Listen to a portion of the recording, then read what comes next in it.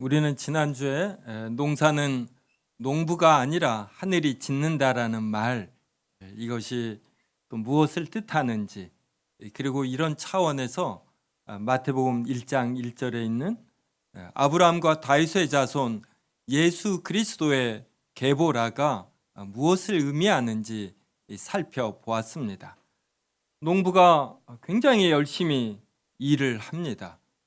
농사를 잘 짓기 위해서. 그런데 날씨와 기후가 받쳐주지 않으면 아침에 일찍이 일어나고 늦게 잠자리에 자는 것, 이것이 아무 소용이 없습니다. 날씨와 기후가 받쳐져 풍년이 되어갈 즈음에 전쟁이 일어나면은 피신을 해야지 됩니다. 그러면 정성스럽게 가꾼 것이 어떤 적군의 것이 전부 다 되어버려요.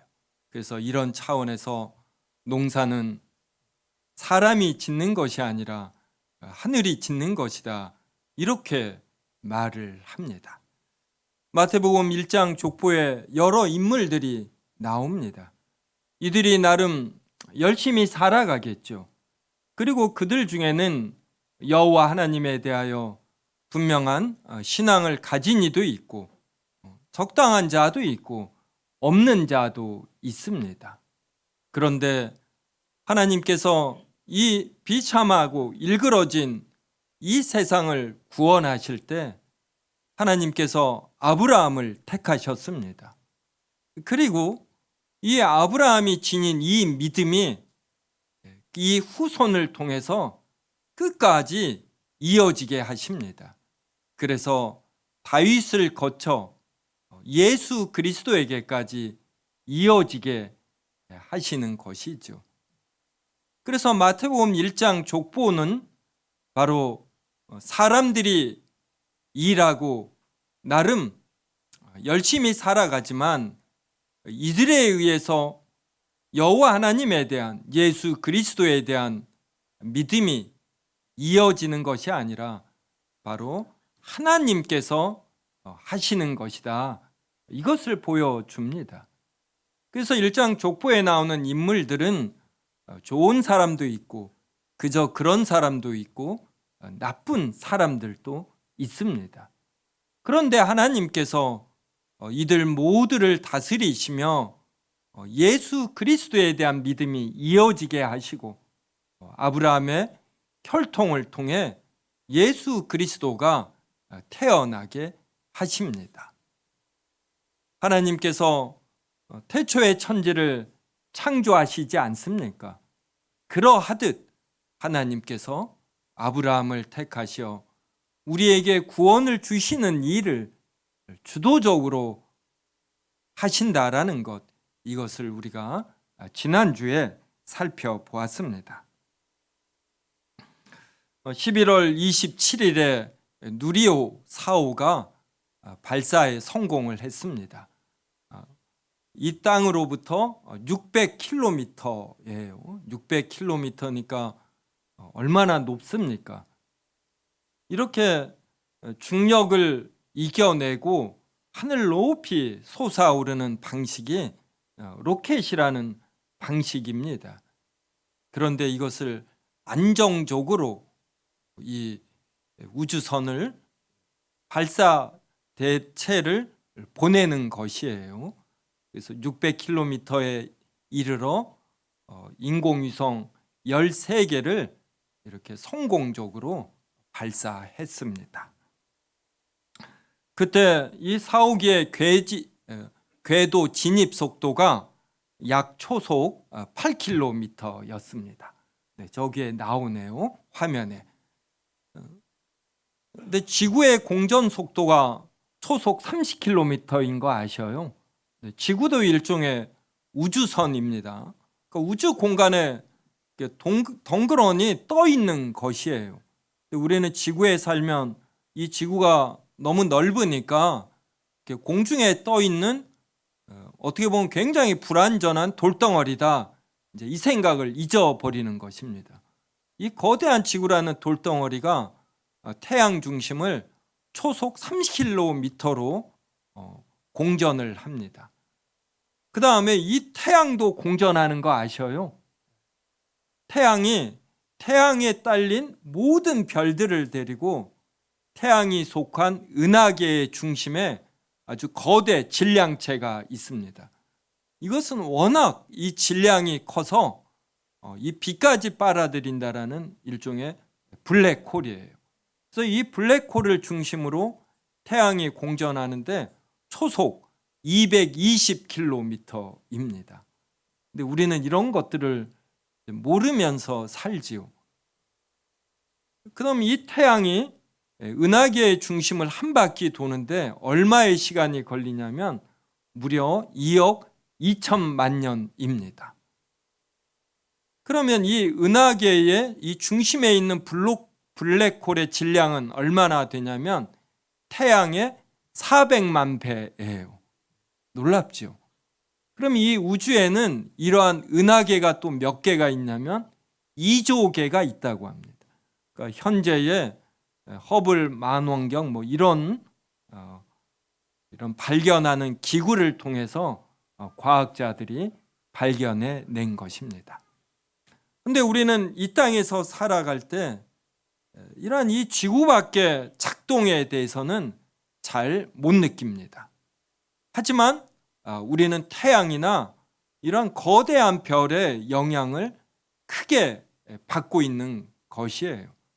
근데 하나님께서 이 우주를 통치하셔 태양이나 블랙홀과 같은 거대 별들이 지구에게 큰 영향을 미치지 않도록 안정적으로 이 우주가 작동되게 하십니다. 그래서 현재 우리가 경험하는 것은 지구의 지진을 경험합니다. 이 지진만 발생해도 어떤 리히터 진도 9가 넘어가면 얼마나 큰 피해가 됩니까? 그런데 이 우주에 지진이 일어난다. 이것은 아마 중력의 뒤틀림 이런 것이겠죠. 이러면은 이 지구가 입는 충격은 엄청나게 크겠죠.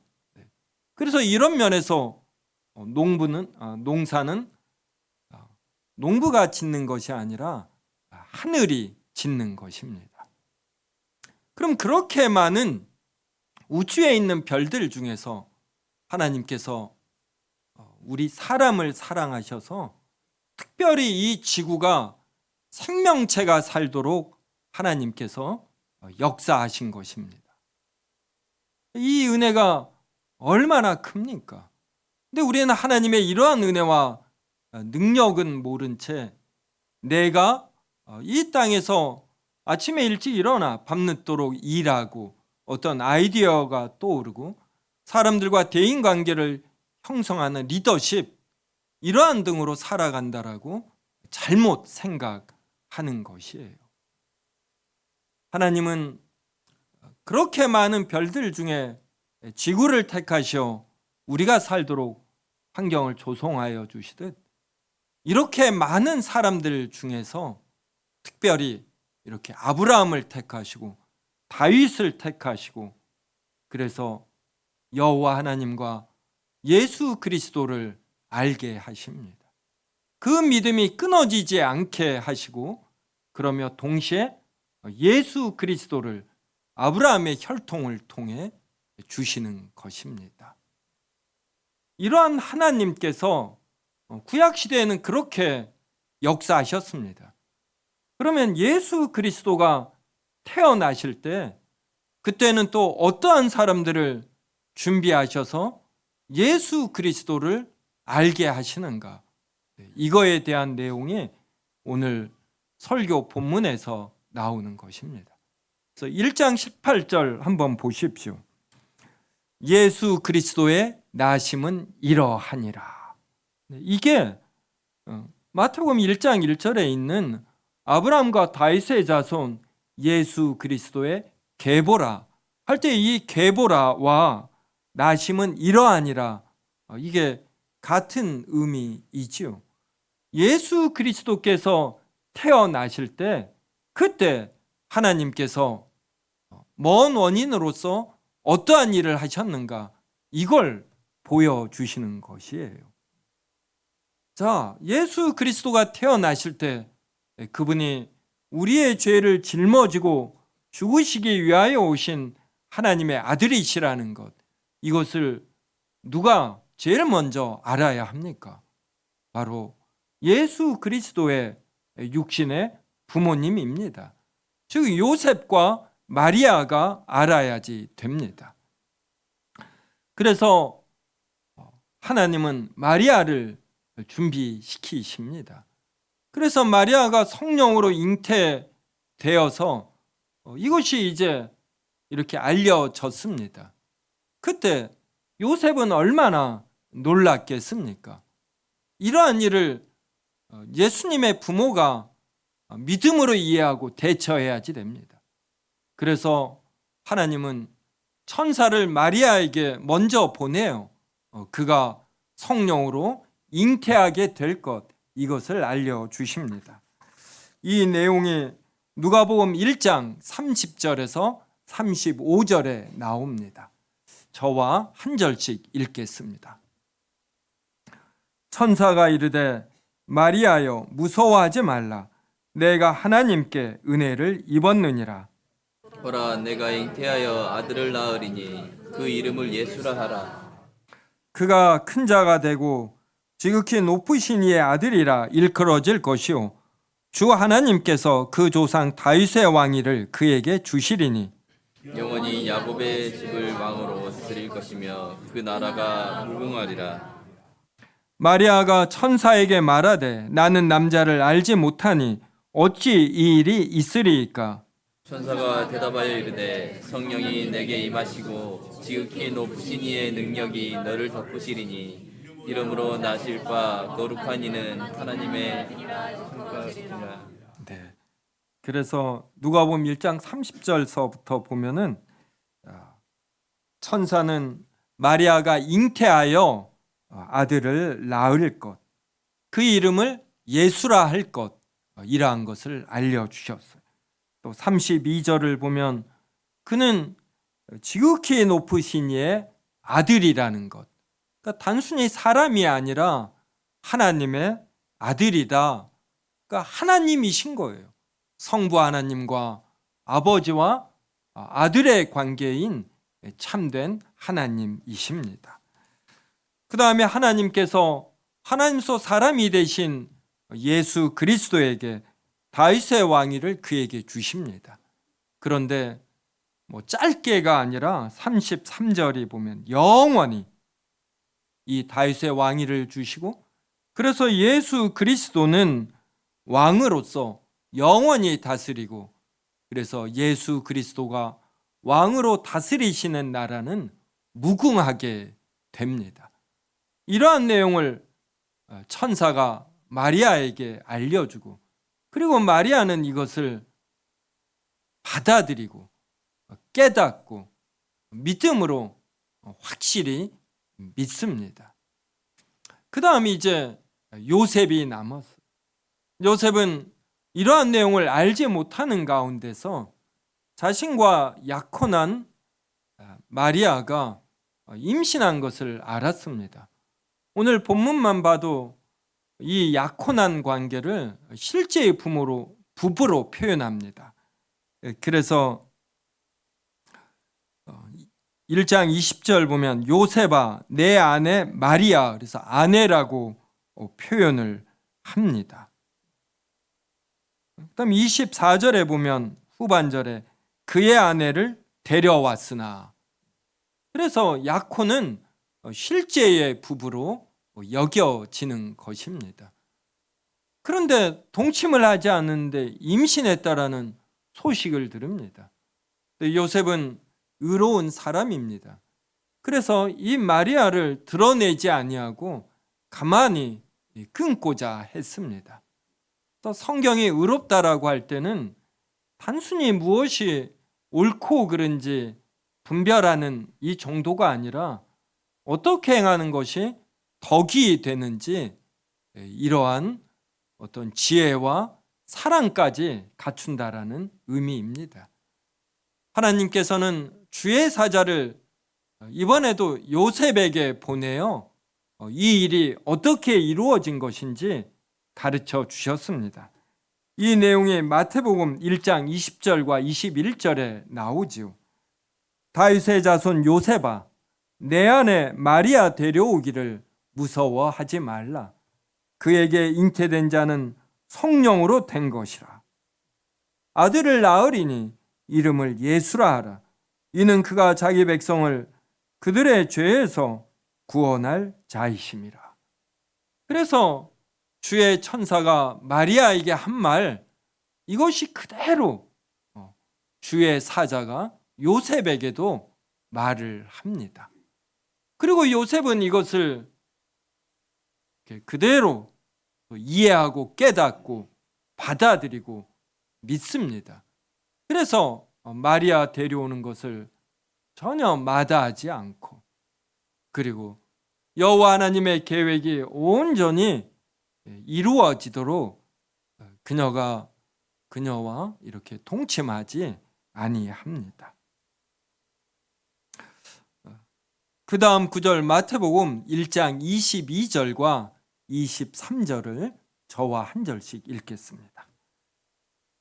이 모든 일이 된 것은 주께서 선지자로 하신 말씀을 이루려 하심이니 이르시되 보라, 처녀가 잉태하여 아들을 낳을 것이요 그의 이름은 임마누엘이라 하리라 하셨으니 이를 번역한즉 하나님이 우리와 함께 계시다 함이라.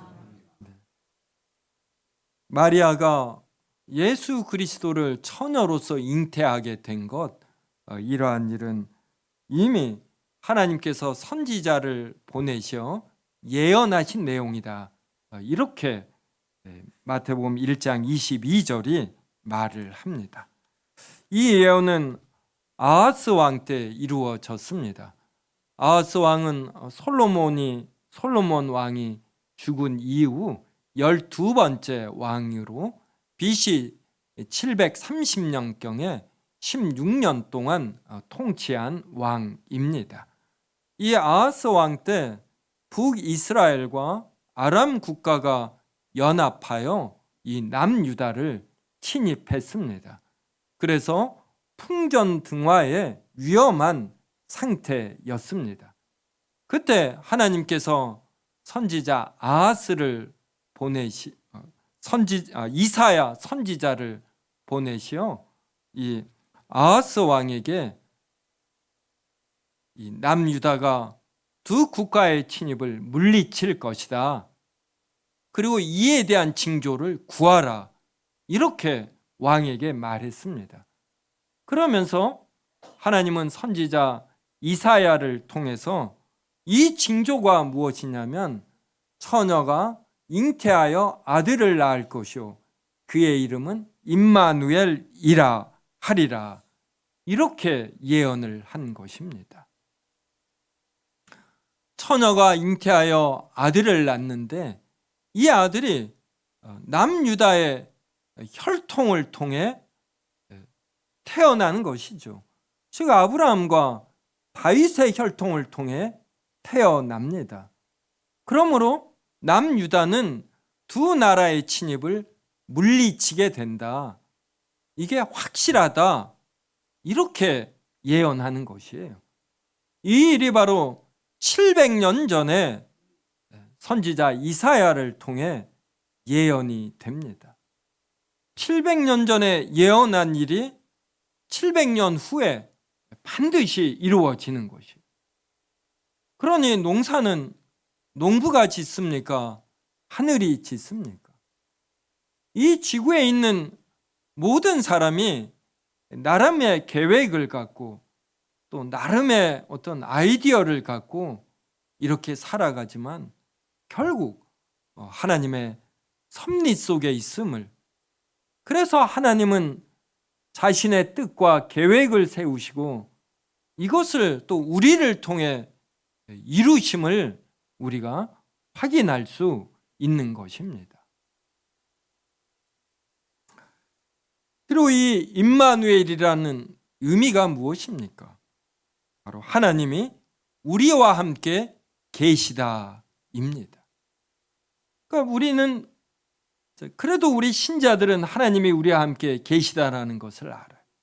근데 불신자들은 하나님에 대해서 알지 못하고 자신들이 주체가 되어 이 인생을 살아간다, 이렇게 여깁니다.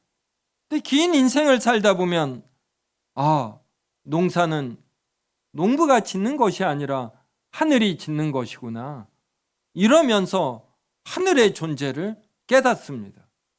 하지만 이러한 깨달음을 예수 그리스도라는 구원자에 대한 사고에게까지는 이어가지 못하는 것입니다.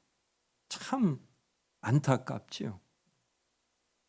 그런데 하나님의 택하심을 받은 자들만 이러한 것을 알아가는 것이에요.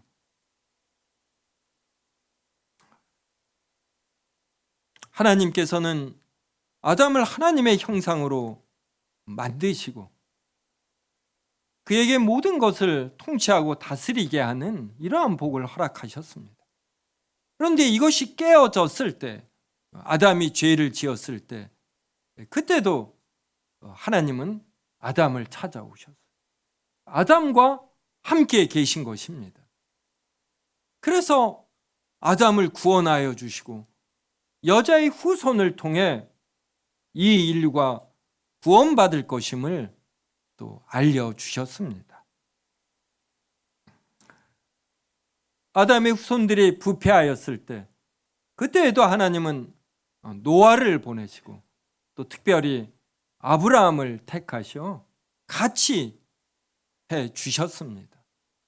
그래서 아브라함을 거쳐 다윗을 거쳐 예수 그리스도 구원자를 이 이스라엘 백성에게 주셨어요. 그래서 하나님은 사람들이 아무리 부족하고 죄를 지어도 한 번도 떠나신 적이 없습니다.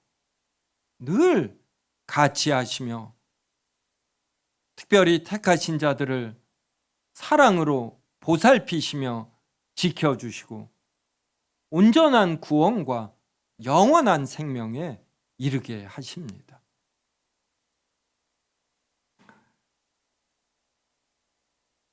그 이후 이제 예수 그리스도가 오셨죠.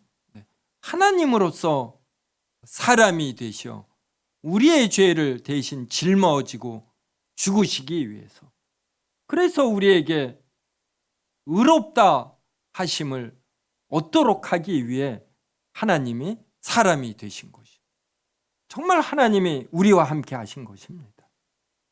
그리고 예수 그리스도께서 죽으시고 부활하시고 승천하신 이후에는 이제 성령 하나님께서 아예 이 땅에 오셔 우리 안에 내주하십니다.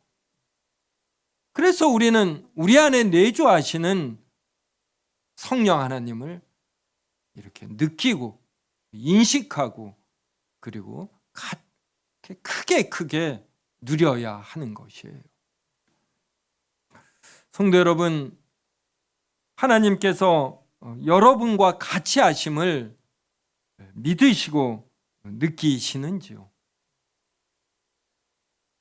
우리가 얼마만큼 하나님께서 우리와 함께 하시는가, 이것을 느끼면 느낄수록 우리의 신앙생활에는 기쁨과 행복과 평안과 탄력이 있습니다. 이 하나님을 우리와 같이 하시는 하나님을 잘 느끼지 못하면 우리는 그만큼 우리의 신앙생활을 의무적으로 그리고 어떤 글로 배운 이러한 내용대로 좀 하게 되는 것이죠. 시편 127편 1절에서 2절 저와 한 절씩 교독하겠습니다. 여호와께서 집을 세우지 아니하시면 세우는 자의 수고가 헛되며 여호와께서 성을 지키지 아니하시면 파수꾼의 깨어 있음이 헛되도다. 너희가 일찍이 일어나고 늦게 누우며 수고의 떡을 먹음이 헛되도다. 그러므로 여호와께서 그의 사랑하시는 자에게는 잠을 주시는도다. 성도 여러분, 지난주 일찍 일어나고 늦게 누우셨는지요? 아마 이렇게 한 만큼 어떤 결과가 있을 것입니다. 근데 이것이 쌓이면 어떻게 될까요? 지난주에 이렇게 회사 생활에서 임원까지 하시고 그러한 한 분을 만났어요. 그분께서 다른 동료가 이래 은퇴했을 때 조언을 했는데 그게 바로 병원에 가서 검진을 받으라는 것입니다. 임원이 되기까지 열심히 아침에 일찍이 일어나 밤에 눕기까지 일을 하면서 자신의 몸에 쌓인 긴장과 피로와 그로 인한 몸에 상함이 있는 것입니다. 사람들은 나름 열심히 살아가요. 뜻과 계획을 세우고 강한 의지로 무언가를 이루어냅니다. 그런데 자신이 계획한 대로만큼 어떤 결과물이 있는 것도 아니고 이 결과물이 풍성해도 전도서가 말하는 것처럼 헛되고 헛된 것입니다. 그래서 우리는 이 땅을 살아갈 때 너무 열심히 살면 안 돼요. 이 말은 열심히 살되 이 인생을 사는 참된 의미와 가치와 목적이 무엇인지 알면서 살아야 되는 것입니다. 마태복음 1장의 족보에 나오는 이들 중 상당수가 이런 이스라엘의 왕들입니다. 그들에게 권력과 재물, 명예 얼마나 많습니까? 그런데 여호와 하나님에 대한 믿음이 없는 자들은 다 망한 자들이에요. 왕의 권력을 인해서 여기에 취해 자기 꾀에 빠져 인생을 헛되게 산 자들이 되는 것입니다. 성도 여러분, 열심히 살되 늘 내가 왜 이러한 삶을 사는가? 이 인생의 참된 의미와 가치는 무엇인가? 내가 이렇게 열심히 살다가 분명히 늙고 병들고 이제 죽음이 가까울 터인데 그때 내가 인생을 정말 잘 살았나라고 말할 수 있는지, 그리고 내가 죽은 이후에 영원한 삶을 누릴 수 있는지, 내가 영원한 삶을 누리는 천국에서는 어떠한 가치가 중요한지 이 생각을 하며 살아야 하는 것입니다. 그래서 이 마태복음 1장에 나오는 족보, 그리고 오늘 본문에서 살펴본 마리아와 요셉이 주의 천사가 나타나 알려준 내용을, 이것을 이해하고 깨닫고 믿음으로 받아들여 자신들의 배에서 예수 그리스도가 나왔지만 하나님의 아들이신 줄 알고 그에 맞게 행한 것, 이것을 우리가 알아야 합니다. 마태복음 2장에는 어떤 내용이 나옵니까? 동방 박사가 나와요. 그러면 구약시대 유대인에게 하나님의 말씀이 주어져 있죠. 그럼 그들은 이 말씀을 인해서 나름 여호와 하나님을 대강이라도 알고 예수 그리스도를 영접할 준비가 되어 있다, 그렇게 칩시다. 그렇다면 여호와의 말씀이 주어지지 않는 이방인들은 어떠했는가? 이거에 대해서 마태복음 2장이 말해주는 것이, 그 이방인들 중에도 동방 박사와 같은 사람들이 있는 것입니다. 이렇게 유대인의 왕이 태어난 것을 알고 경배하러 오는 것이에요.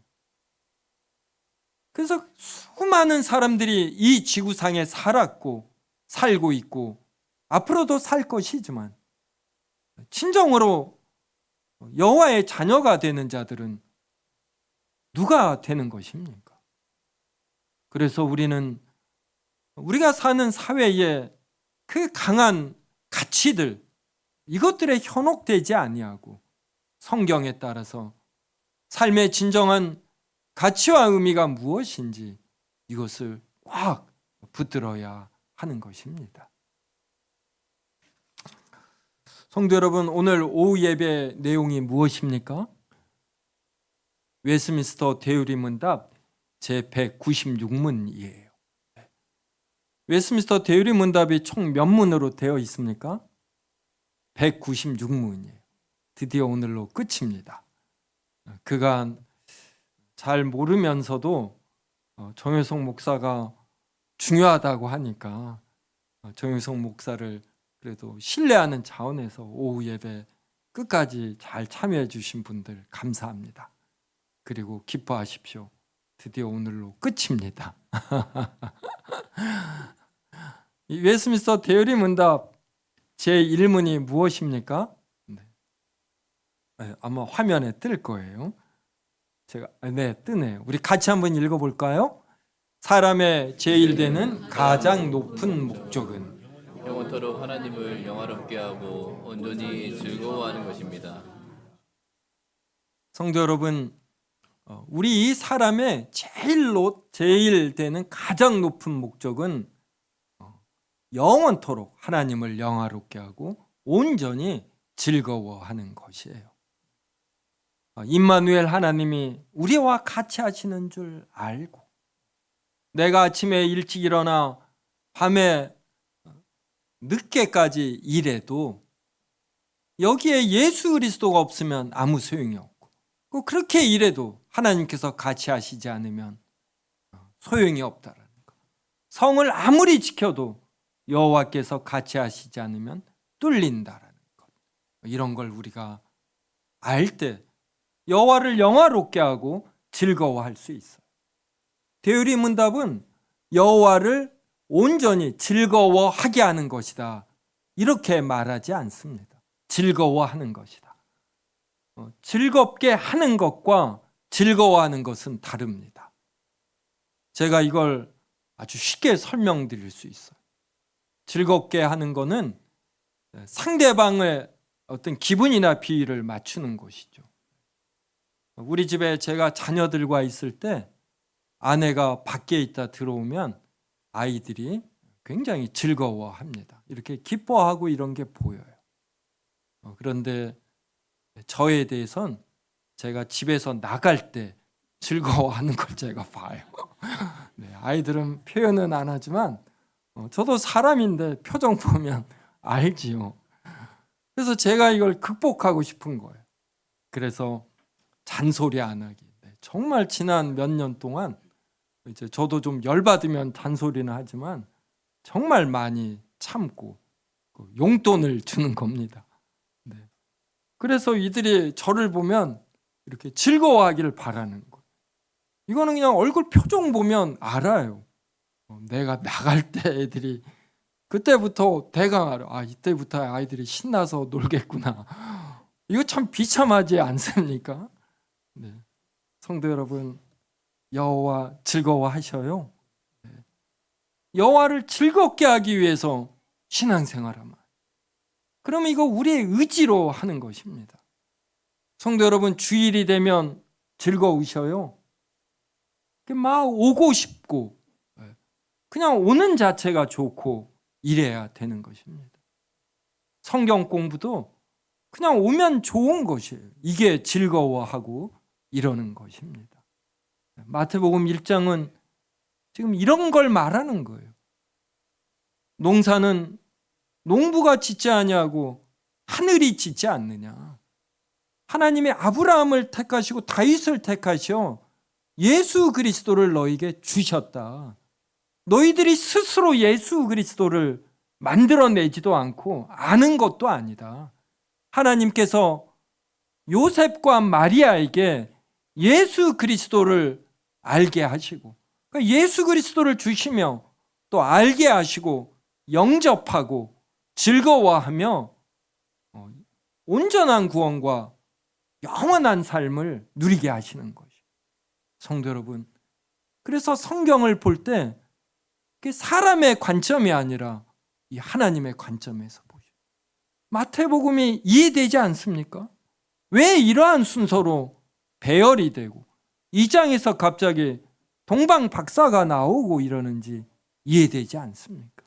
이것을 이해하며 여호와 하나님을 정말 온전히 즐거워하는 우리 성도님들이 되기를 주님의 이름으로 기원합니다.